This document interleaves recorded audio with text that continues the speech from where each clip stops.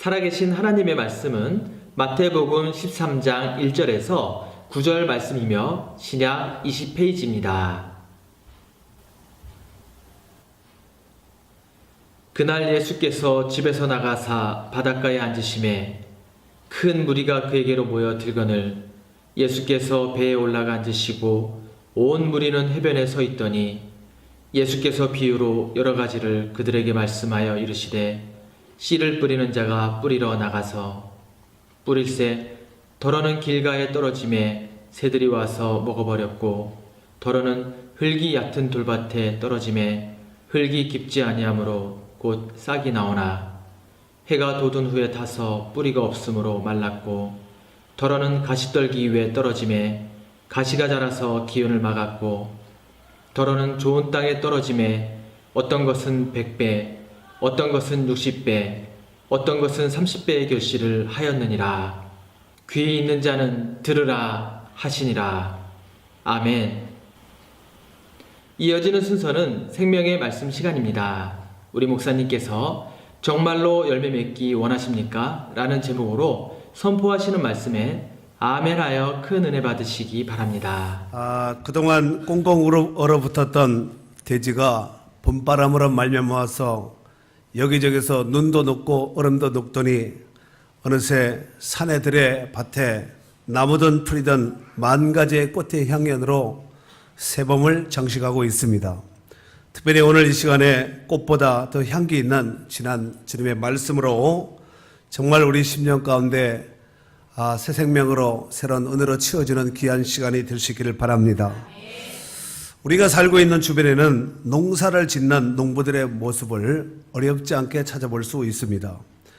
이른 봄부터 논에서 밭에서 들에서 농부들의 일손이 하루 해가 부족할 정도로 부지런히 움직이면서 또 수고를 마다하지 않고 하고 있습니다. 특별히 정말 부지런한 농부들은 밭에 무슨 씨앗인지는 몰라도 벌써 보니까 비늘도 씌우고 골도 일항도 이렇게 만들어서 뭔가를 심어 놓았는데 지금은 잘 몰라요. 농부들만 알지요. 더욱이 간밤에 내린 비로 말미암아서 농사일은 더욱더 박차를 가하게 될 것입니다. 그리고 조만간에 그 농부들이 수고한 그 수고로 인해서 온갖 밭작물들이 논작물들이 들의 가수 과원들이 아마 새 생명들로 가득 차게 될 줄로 믿습니다. 우리가 성경에 보면은 우리가 신앙생활 하는 것이 마치 농부가 농사를 짓는 것 같아 하는 여러 가지의 비유가 신구약 성경에 보면은 많이 소개하고 있다는 것입니다. 요한복음 15장 1절에 보면은 예수님께서 이런 말씀을 하셨습니다. 나는 포도나무요 내 아버지는 농부라 라고 말씀하셨지요. 그래서 농사일과 아마 신앙생활에 아마 여러 가지 공통분모가 많으리라 생각됩니다. 오늘 번장인 이 마태복음 13장은 예수님께서 여러 가지 비유의 말씀을 쓰신 말씀 가운데서 가장 비유의 말씀이 많이 기록되어 있는 것이 바로 오늘 마태복음 13장입니다. 무려 7개 정도의 이런 비유의 말씀을 쓰셨습니다. 그리고 오늘 본문은 그 유명한 씨 뿌리는 자의 비유의 말씀 중에 한 부분이라고 볼 수 있겠습니다. 먼저 1절 말씀에 보면은 씨 뿌리는 자의 비유 중에 농사의 비유를 설교하신 장소가 소개하고 있는데 1절 다 같이 한번 읽도록 하겠습니다. 읽습니다. 시작.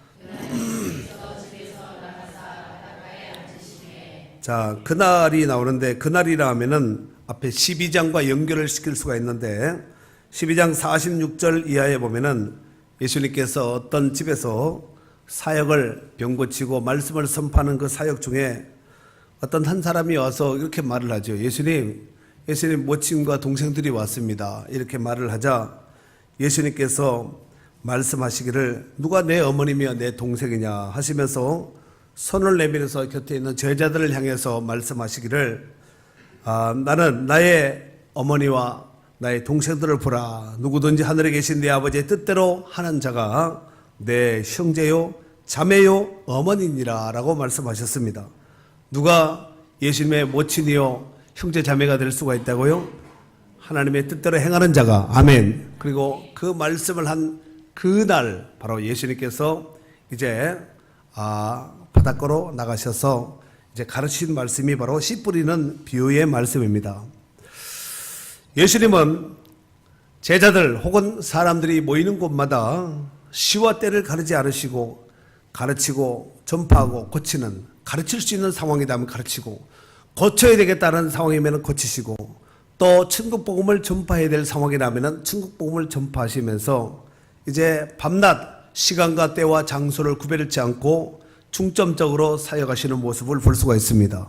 그리고 오늘 이 씨 뿌리는 자의 이 비유는 사실 농산일이거든요. 농사일인데 이 말을 어디서 했냐면 바닷가에서 가르쳤다는 것입니다. 그러니까 역설적인 어떤 좀 쇼킹하게 좀 한번 해야 되겠다. 아마 그런 생각을 가지시고 아마 바닷가에서 어부, 배, 고기잡이 이런 얘기를 하면 편할 텐데 바닷가에서 농사일에 대해서 농부들의 일에 대해서 씨 뿌리는 자의 비유에 대한 말씀을 하셨다는 말씀입니다. 자, 그러면은 오늘 본문의 메인 본문인 이제 3절 이하에 보면은 이제 씨 뿌리는 자의 비유가 쭉 나오는데 한번 본문의 말씀이니까 같이 한번 다 같이 눈을 좀 크게 뜨시고 같이 읽도록 하겠습니다. 3절서부터 9절까지예요. 시작.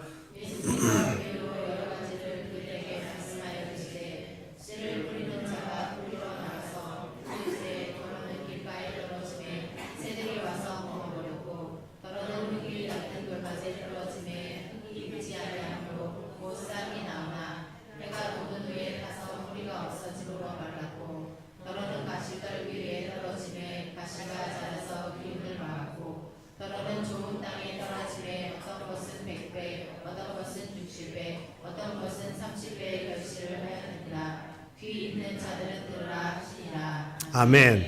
자, 여기 보면은 씨 뿌리는 자의 비유를 통해서 네 가지 밭의 상태를 소개하고 있습니다. 길가, 돌짝, 가시떨기밭, 그 다음에 좋은 밭에 대해서 소개하고 있는데 먼저 4절에 보니까 더러는 뿌릴새 더러는 길가에 떨어지면 길가밭이지요. 새들이 와서 먹어버렸고 뭐가 와서 먹어버렸어요? 길바닥에 씨를 뿌리면은 새들이 와서 먹지, 짐승이 와서 먹지 않겠습니까?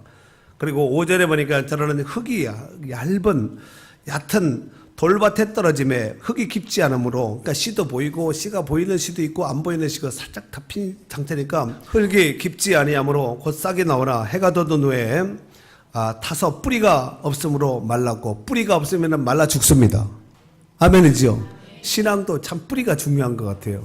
자, 7절 더러는 가시떨기 위에 떨어짐에 가시가 자라서 기운을 막았고, 그렇지요. 가시떨기 위에 떨어졌으니까, 이미 가시가 있는 그 위에 떨어졌으니까 가시는 이미 충분한 어떤 홀로서기 또 내지는 자립이 된 상황 속에서 이 뿌리가 내리지 못하도록 기운을 막음으로 인해서 결국은 온전한 결실을 하지 못했다는 얘기지요. 8절 더러는 어디에 떨어졌어요? 좋은 땅에 떨어짐에 어떤 것은 100배, 어떤 것은 60배, 어떤 것은 30배의 결실을 하였느니라. 귀 있는 자는 들으라 하시니라 하고 이제 오늘 본문의 말씀이 마쳐지는데, 자, 예수님께서 비유 비사가 아니면 말씀하지 않을 정도로 그와 같이 많은 모습으로 비유를 사용하셨는데, 우리 34절 말씀 다시 한번 읽도록 하겠습니다. 34절 한 장 넘기면 될 것 같아요. 예수께서 이 모든 것을 시작. 예수께서 이 모든 것을 무리에게 비유로 말씀하시고 비유가 아니면 아무것도 말씀하지 아니하셨으니, 그러니까 비유의 말씀을 예수님께서 말씀을 많이 하셨다는 거예요. 공중나는 새를 보라, 들의 백합화를 다 비유거든요. 지금 새 백합화 얘기하려는 것이 그걸 보면서 진짜를 얘기하려고 하는 거예요. 오늘 예수님께서 씨 뿌리는 자의 비유를 통해서 지금 씨 뿌리는 거 그거 보라는 것이 아니라 그 안에 예수님께서 말씀하시고자 하는 그 의도를 바라보라는 얘기입니다. 이해가 되시면 크게 아멘. 예수님께서 오늘 비유로 말씀하셨는데 왜 그렇다면 이와 같이 비유를 사용하셨을까? 예수님의 제자들이 아닌 기타 무리들에게 지금 말씀을 하시는 거예요. 다시 한번 읽어봐요. 그러므로 시작. 그러므로 내가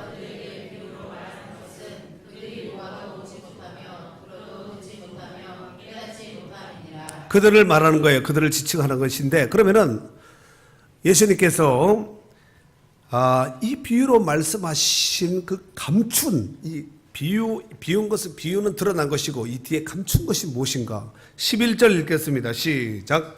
대답하여 이르시되 천국의 비밀을 아는 것이 너희에게는 그들에게는 악인이되었나니 자, 그들이 지칭하는 것이 아까 13절을 바로 이제 정확하게 우리가 직시할 수 있는데, 그렇지요. 무엇을 감추려고 의도했냐면 천국의 비밀을 그들에게는 감추고 너에게는 드러내기 위해서. 그러니까 비유의 이중성이죠. 양면성입니다. 그들은 감추고 너희는 깨닫도록 하기 위해서. 근데 사실 이게 거꾸로 된 것 같아요. 제자들이 잘 깨닫지 못하여서 나중에 막 비유에 대해서 묻곤하지 않습니까? 예수님께서 비유의 말씀을 많이 사용하신 여러 가지 이유가 있는데 그 가운데서 오늘 말씀을 이렇게 소개했습니다만은 요한복음 3장 12절에 보면은 예수님께서 이런 말씀을 하셨습니다. 내가 땅의 일을 말하여도 너희가 믿지 아니하거든. 무슨 말을 했어요? 땅의 일을 말하여도 너희가 믿지 아니하거든. 하물며 하늘의 일을 말하면 어떻게 믿겠느냐? 처음서부터 하늘의 일을 말했다면 너희가 믿겠느냐? 땅의 일을 말해서 이렇게 풀어주는데도 깨닫지 못하고 믿지 않는데 처음서부터 하늘의 이야기를 말했다면 너희가 과연 믿고 듣고 믿겠느냐? 이 말씀을 하시는 것입니다. 자, 그리고 9절에 보니까 귀 있는 자는 뭐하라고요? 귀 있어요? 잘 들려요? 만져봐요. 좋습니다. 귀 있는 자는 들으라는 거예요. 지금 이게 그냥 귀 얘기하는 것이 아니라 들을 귀 있는 자는 들으라 라는 얘기를 하고 싶은 거죠. 그렇죠. 듣고 깨달으라는 얘기입니다. 자, 그러면은 오늘 이 3절서부터 8절까지가 씨 뿌리는 자의 비유, 길가, 돌짝, 가시떨기밭, 좋은 밭, 네 가지 밭에 대해서 소개했는데, 그러면은 요 말씀을 한 번 더 업그레이드해서 예수님께서 제자들에게 풀어주신 말씀이 여기 18절서부터 23절 똑같은 말씀인데 앞에 있는 말씀, 지금 있는 이 말씀을 풀어주신 거예요. 예수님이 원 의도를 지금 밝히는 거죠. 내용을. 자, 18절 그런즉 씨 뿌리는 비유를 들으라. 19절 아무나 천국 말씀을 듣고 깨닫지 못할 때에는, 말씀을 듣고 깨닫지 못할 때는 누가 와서?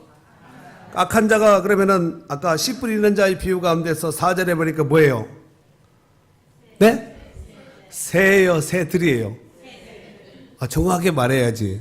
4절을 보라고 제가 말씀드렸지요. 4절에 보니까 새들이 와서 먹어버렸고, 그러니까 악한 자가 새인가 보다. 이렇게 해석하면 이게 신천지가 되는 거예요. 새는 무조건 악하다. 이렇게 보시면 안 되는 거예요. 새가 주워 먹듯이 그 악한 자가 와서 우리 마음속에 뿌린 이 씨앗을, 하나님 말씀을 빼앗아 간다는 얘기예요. 이해가 되시죠? 좋습니다.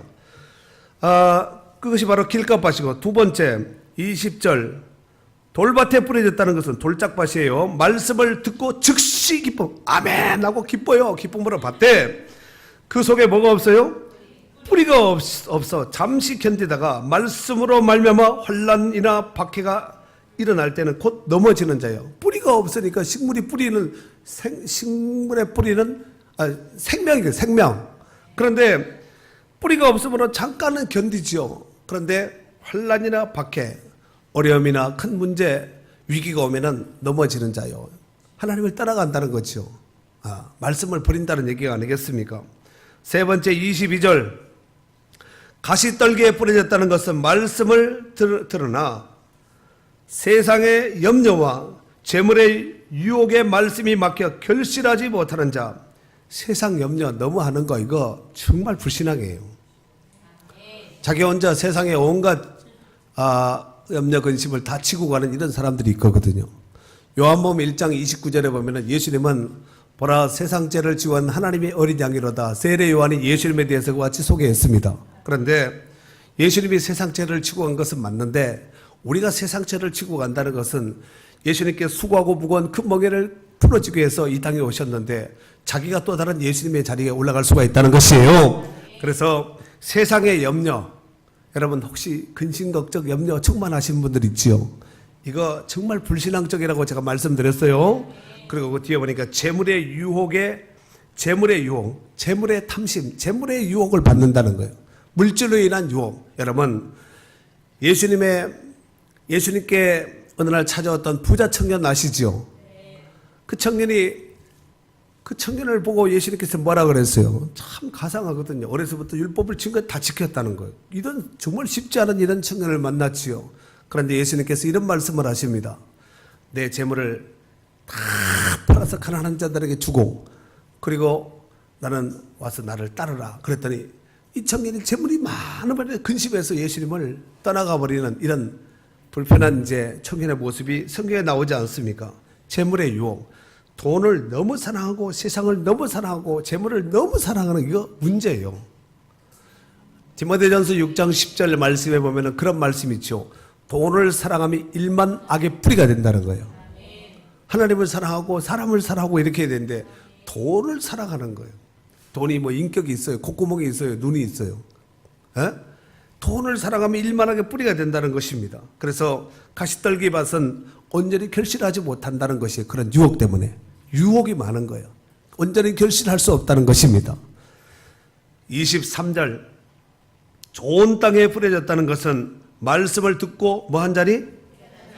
말씀을 들어요. 그런데 들을 뿐만 아니라 깨닫는 거예요. 오늘 또 이 시간에 깨닫는 은혜가 있기를 바랍니다. 그래서 깨달아서 결실하여 어떤 것은 100배, 어떤 것은 60배, 어떤 것은 30배가 됐느니라. 최소한 좋은 땅에 떨어지면 최소한 30배. 여차하면은 60배. 또 여차하면은 더하면은 200배도 나올 수가 있습니다. 얼마든지 나올 수가 있습니다. 그런데 여기 보니까 19절 다시 한번 보세요. 아무나 천국 말씀을 듣고 깨닫지 못할 때에는 악한 자가 와서 그 마음에 뿌려진 것을 빼앗는다는 거예요. 결국은 예수님은 밭대기 얘기하는 것이 아니라 무슨 얘기하는 거예요? 마음 얘기하는 거예요. 밭을 통해서 비유를 통해서 사람의 마음을 얘기하는 거예요. 오늘 또 여러분 중에서 우리 중에 4가지 밭이 다 있습니다. 여기 길가밭이 있고 돌짝밭이 있고 가시떨기 밭이 있고 좋은 밭이 있어요. 아멘. 그렇지요. 자, 4가지 밭이 있다고 말씀을 했는데 오늘 그 마음에 뿌려진 것을 그 밭에 뿌려진 것은 그 마음에 뿌려진 것을 빼앗는 자가 있다는 것이지요. 그런데 누가복음 8장 15절에 보면은 착하고 좋은 마음으로 말씀을 받고 나오거든요. 착하고 좋은 마음으로 말씀을 받는 거예요. 여러분 어떤 말씀이 선포되든지 그렇죠. 오늘 선포되는 말씀은 제가 쉽게 말해서 하나님과 같이 말씀을 하나님 말씀의 성경을 씨를 뿌리는 농부 같은 모습으로 제가 여러분의 심령에 말씀을 전해주는 거예요. 근데 4가지 밭이 있다니까. 길가밭이 틀림없이 있습니다. 돌짝밭이 있습니다. 가시떨기밭 있습니다. 좋은 밭 있습니다. 제발 여러분이 되었으면 좋겠지만 여기 성경에 보니까 전부라 그러지 않고 뭐라 그랬어요?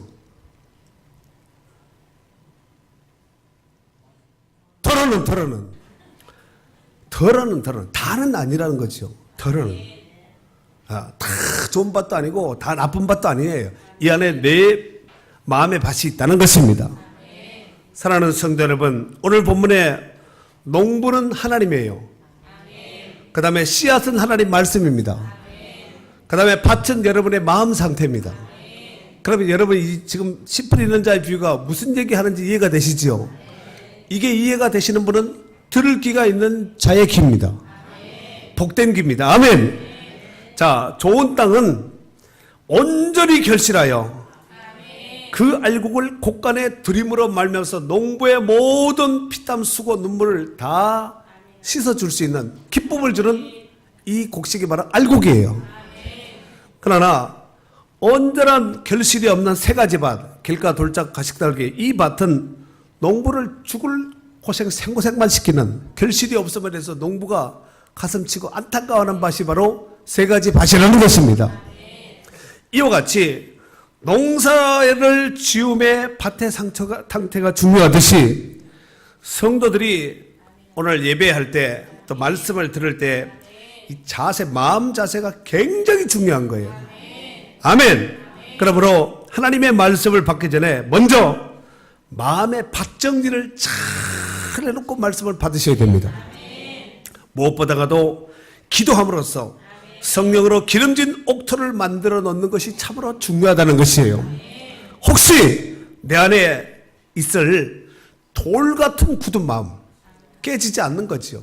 자기 딱딱하게 반석 같은 돌 같은 여기다 씨 뿌리면 어떻게 되겠어요? 이런 마음이나 혹여나 아까 세상에 염려 근심 나오지요.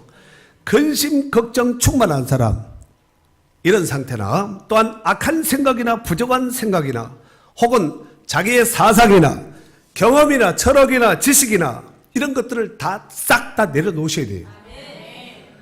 그러니까 아무것도 가라지도 씨앗도 아무것도 심겨지지 않는 상태가 밭 정리가 딱 된 상태입니다.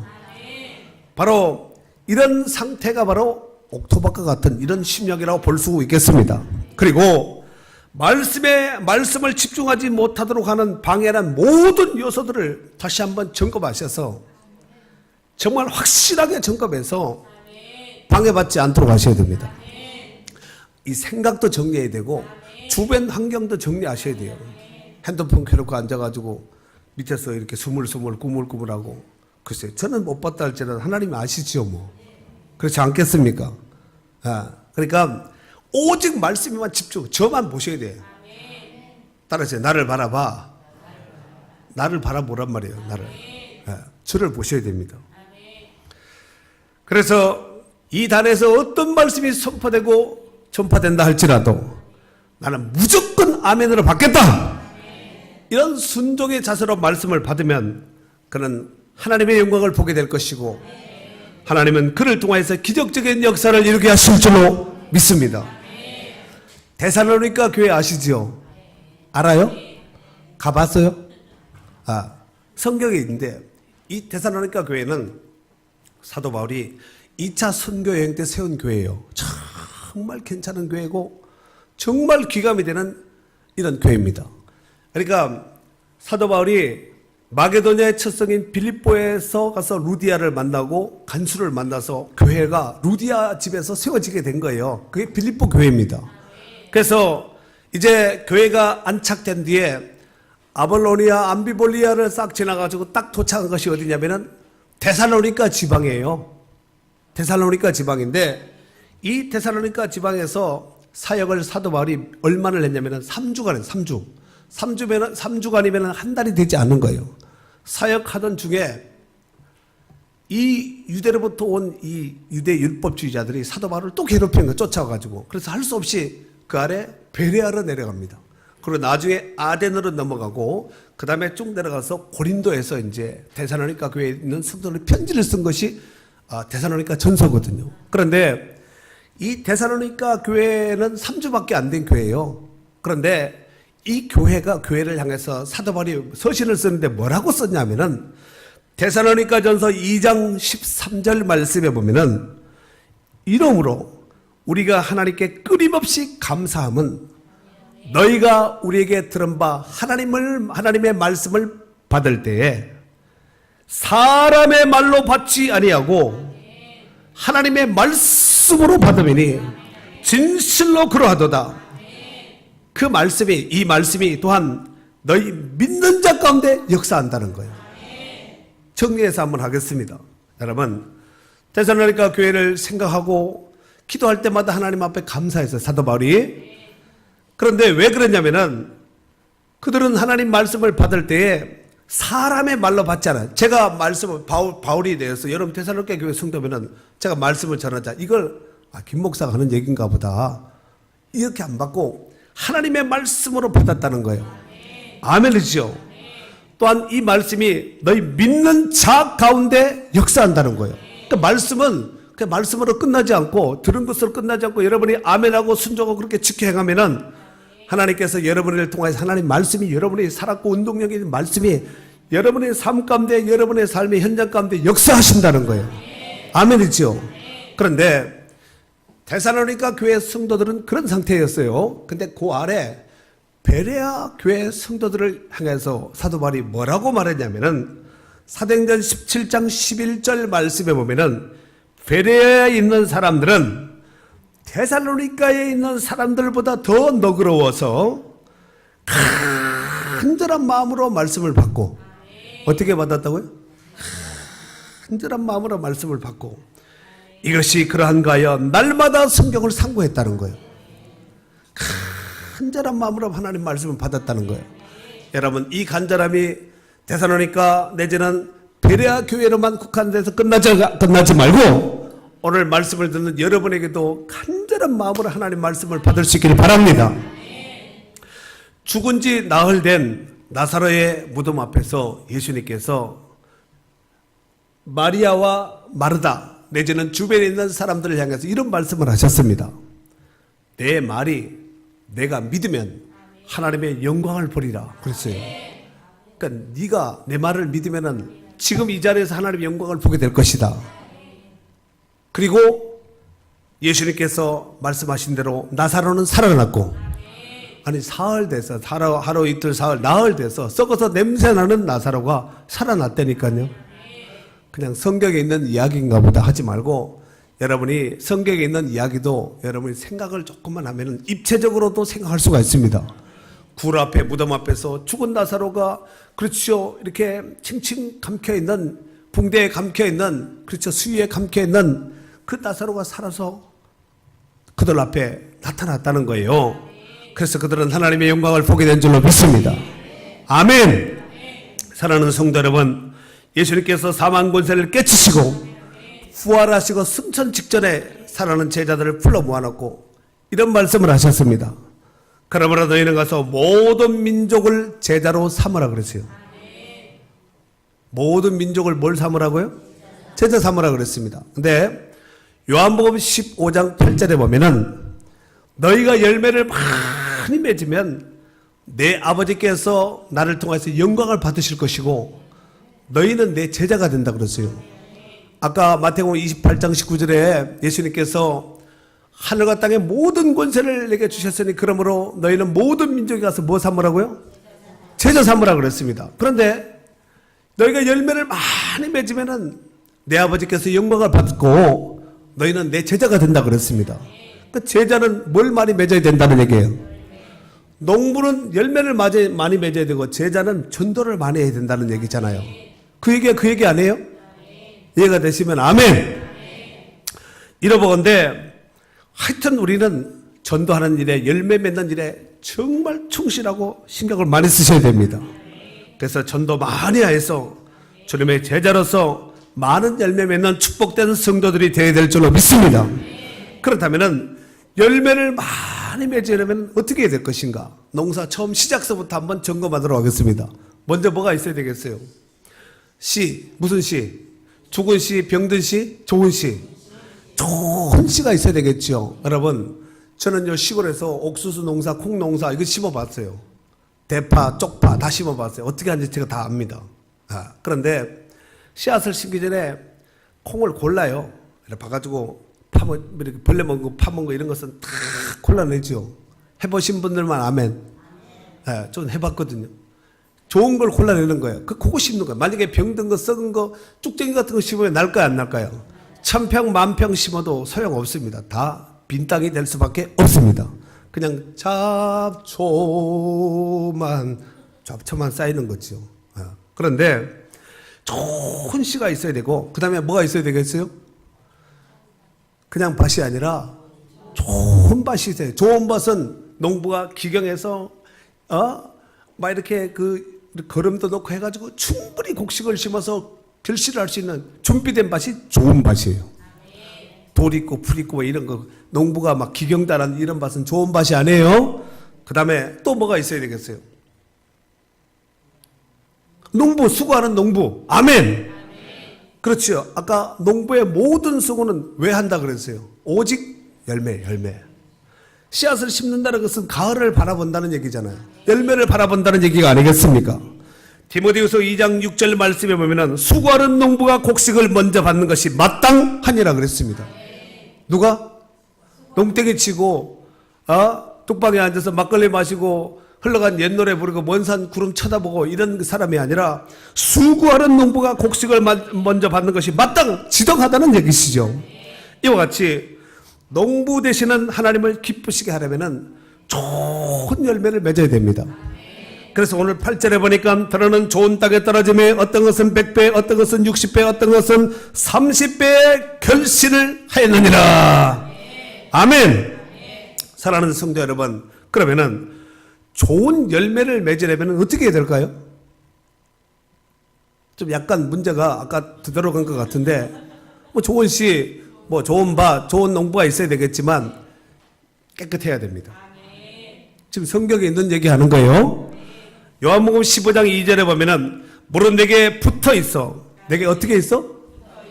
누구에게? 예수님께 붙어 있어. 열매를 맺지 않는 가지는 아버지께서 그것을 제거해 버리네. 잘라 버린다는 거예요. 무릇 열매를 맺는 가지는 더 열매를 맺게 하려요. 그것을 깨끗하게 하느니라 그랬어요. 깨끗한 가지에 깨끗한 좋은 열매가 달리는 것은 당연한 것이에요. 아멘. 그런데 디모데후서 2장 20절 이하에 보면은 큰 집에는 금그릇과 은그릇뿐 아니라 나무그릇과 질그릇도 있어 귀하게 쓰이는 것도 있고 천하게 쓰이는 것도 있나니 그러므로 누구든지 이런 것에서 자기를 깨끗하게 하면 어떻게 하면? 깨끗하게 하면 귀 쓰는 그릇이 되어 거룩하고 주인의 쓰심에 합당하며 모든 선한 일에 준비된다는 거예요. 아멘이지요. 하여튼 금이든 은이든 못이든 나무그릇이다 질그릇이 할지라도 깨끗한 그릇은 주인의 쓰시기에 합당함이 된다는 거예요. 귀하게 쓰임 받는다는 얘기입니다. 그리고 이거보다 더 중요한 것이 있어요. 그것이 뭐냐면은 열매 맺게 하시는 하나님이 열매를 주셔야만 되는 거예요. 아멘이지요. 아무리 좋은 씨와 아무리 좋은 밭이 있고 수고하는 농부가 있다 할지라도 열매를 맺지 못하게 하는 그 어떤 요소가 작용이 된다면은 온전히 결실할 수 없다는 것입니다. 아멘이지요. 고린도전서 3장 6절에 보면은 사도 바울이 고린도 교회에서 사역을 하면서 이제 경험했던 것인데 이런 말씀을 합니다. 나는 심었고 나가 누구예요? 바울이에요. 나는 심었고 아볼로는 물 주었으되 오직 하나님께서 자라나게 하셨나니 그랬어요. 바울은 뭐 했다고요? 씨앗을 심은 거야. 아볼로는 어떻게 했다고요? 관리했다는 얘기죠. 예? 양육했다는 얘기겠죠. 관리 병들지 않도록 그렇죠. 영양분도 주고 뭐 비료 주고 이렇게 관리했다는 얘기예요. 그러니까 바울은 씨앗 심고 아볼로는 물 주었을 때 오직 하나님께서 자라나게 하셨다 그랬거든요. 하나님이 자라나게 하셔야지만 되는 거예요. 아이들 여러분 엄마 아빠들은 자기 자녀가 키가 크기를 원하잖아요. 멀때같이. 그런데 먹이지요. 근데 안 크는 애들이 있거든요. 하나님이 안 크게 하면 안 크고 크게 하시면 크게 하는 거야. 곡식도 농사도 마찬가지예요. 영적인 것도 마찬가지야. 자라나게 하신 하나님이 열매를 주시고 자라나게 해야지만 자랄 수 있는 거예요. 아멘. 요한복음 15장 5절 말씀에 보면은 예수님께서 이런 말씀을 하셨죠. 나를 떠나서는 너희가 아무것도 할 수 없다는 거예요. 떠나면은 아무것도 할 수 없다. 열매가 없다는 얘기예요. 그렇습니다. 우리가 성경에서 깨닫는 분명한 영적인 진리는 뭐냐면은 심는 자에게 씨와 먹을 양식을 준다는 거예요. 고린도후서 9장 10절 말씀에 보면은 심는 자에게 씨와 먹을 양식을 주시는 이가 너희 심을 것을 주사 풍성하게 하시고 의의 열매를 더하게 하시리니 그렇습니다. 심는 자에게 씨와 먹을 양식을 주시는 이가 있다는 거예요. 그 하나님이 너희 심을 것도 주고 풍성하게 하시고 의의 열매를 더하게 해주신다는 거예요. 그러니까 심는다고 다 되는 거 아니에요. 그러나 일단 심어야 됩니다. 안 심는 자는 말할 것도 없지. 심는 자에게. 아멘. 사랑하는 성도 여러분, 농부 중에서도 진짜 농부가 있고 가짜 농부가 있습니다. 구별하는 방법이 있습니다. 진짜 농부는 아무리 배고프고 어려운 상황이라 할지라도 씨앗은 까먹지 않습니다. 씨앗 까먹는다 이거 가짜예요. 그러나 가짜는 씨앗인지 양식인지 먹어야 될 것인지 남겨둬야 될 것인지 분별 없이 다 까먹어 버려요. 그래서 새봄이 돌아왔어요. 남들이 나 이제 밭을 기경하고 씨앗을 심는데 밭이 있다 할지라도 씨앗이 없으면은 아무리 큰 밭이 있다 할지라도 씨앗이 없으면은 허당이 아니겠습니까? 이와 같이 우리가 신앙생활을 함에 있어서도 진짜 신앙인과 가짜 종교인을 구별하는 방법이 있습니다. 그 뭐냐면 진짜는 하여튼 하나님 말씀을 귀하게 여기는 거예요. 아까 어떤 교회가 하나님 말씀을 간절하게 받았다 그랬죠? 베레아 교회에 있는 사람들은 하나님 말씀 간절하게 받아 귀하게 여긴다. 하나님 말씀을 귀하게 여긴다는 것입니다. 그리고 주의 날과 하나님 앞에 예배하는 시간을 귀하게 여기는 거예요. 하나님이 귀하니까 하나님께서 명령하신 말씀도 귀하고 하나님과 관련된 모든 것을 다 귀하게 여기는 거예요. 그리고 물질도 11조와 각종 헌금과 모든 드림에 있어서 예물을 구별해서 귀하게 드리는 거예요. 구별시켜서 귀하게 하나님 앞에 드리는 거예요. 그리고 봉사와 헌신도 기꺼이 억지로 마지 못해서 할 뿐만 아니라 때로는 심에 지나도록 얼마든지 자원하는 마음으로 한다는 거예요. 아멘이죠. 진짜입니다. 그러나 가짜는 주의 말씀을 귀하게 여기지 않습니다. 자기가 주인이 되어서 자기 멋대로 신앙생활이 아닌 종교생활을 하는 자입니다. 여러분 보면은 보여요.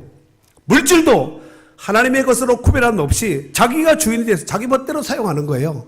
그리고 봉사와 헌신도 이것은 안중에도 없고 오히려 그 시간을 아까워하고 오히려 열심을 내는 사람들에게 열심을 내지 못하도록 흠집을 내는 것이죠. 잠언 29장 1절 말씀에 보면은 이런 말씀이 있어요. 자주 책망을 받으면서도 뭘 받아요? 자주 책망을 받는 거예요. 그러니까 말씀을 들을 때 어떤 사람은 막 콕콕 찔리고 어떤 사람은 감동이 되고 은혜가 되고 교훈이 되고 이렇게 되는데 어떤 사람은 콕콕 찔림을 받는 사람을 얘기하는 거예요. 내지는 어떤 텔레비전이나 성경을 보거나 누가 간증하거나 어떤 신앙생활 사람들이 뭘 어떤 보면은 그렇구나 잘못됐고 뭔가 문제가 있고 이렇게 찔림을 받는 사람을 얘기하는 거예요. 다시 한번 자주 책망을 받으면서도 목이 곧은 사람은 갑자기 패망을 당하고 피하지 못하리라 그랬어요. 하나님의 심판을 피할 수 없다는 것이죠. 하나님의 징계를 피할 수 없다는 말씀입니다. 자, 그렇다면은 이 점에서 과연 우리는 나는 어떤 유형의 사람인가 점검해 보셔야 됩니다. 나는 과연 어떤 사람인가? 눈 감아 보세요. 다 눈 감아. 자, 너무 또 점검 깊이 들어가면은 또 입신에 들어갈 수 있으니까 마태복음 25장 26절에 보면은 예수님께서 이런 말씀을 하셨습니다. 그 주인이 대답하여 이르되 악하고 게으른 종아, 나는 심지 않는 데서 거두고 해치지 않은 데서 모으는 줄 내가 알았느냐. 심지 않은 데서 거두고, 이게 뭐예요? 심는 데서 거둔다는 얘기예요. 아멘이죠. 마태복음 7장 23절에 보면은 그때 내가 그들에게 밝히 말하되 내가 너희를 도무지 알지 못하니 불법을 행하는 자들아 내게서 떠나가라 하리라 그랬어요. 무슨 얘기냐면은 주여, 우리가 주의 이름으로 귀신도 쫓고 선지자 노릇을 하고 병도 쫓고 주의 이름에는 귀신들도 항복하라 하면서 주의 이름으로 행했던 사람들이 나옵니다. 그런데 예수님께서 그들을 향해서 뭐라고 말씀을 하셨냐면은 불법을 행하는 자들이라 하면서 나를 떠나가라고 말씀하셨습니다. 사랑하는 성도 여러분, 오늘 본문 마지막 절 9절에 보니까 귀 있는 자는 들으라 그랬습니다. 여러분 틀림없이 귀가 있다 그랬고 들었다고 말씀하셨습니다. 그런데 듣는 것으로만 끝날 것이 아니라 깨닫는 자예요. 그리고 인내로 결실하는 자입니다. 여러분 열매를 얻기까지 얼마나 많은 인내가 필요한지 아세요? 얼마나 많은 수고가 필요한지 여러분 아세요? 수고와 인내. 그래서 말로 할 수 없는 이런 열매는 그냥 열매인가 보다 하지 말고 이걸 얻기까지 농부들이 얼마나 고생했을까.